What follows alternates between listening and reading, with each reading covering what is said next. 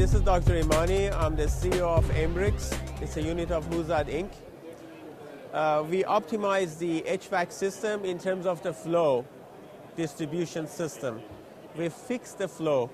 Like for instance, in this example, this was a 1.5 million square foot building. We optimized the HVAC design and we saved $1 million per year with $600,000 worth of change order. We also do retrofit buildings. Like we come into a building and we redesign the distribution system and we optimize the HVAC, and usually our savings are about 35% of the total energy cost.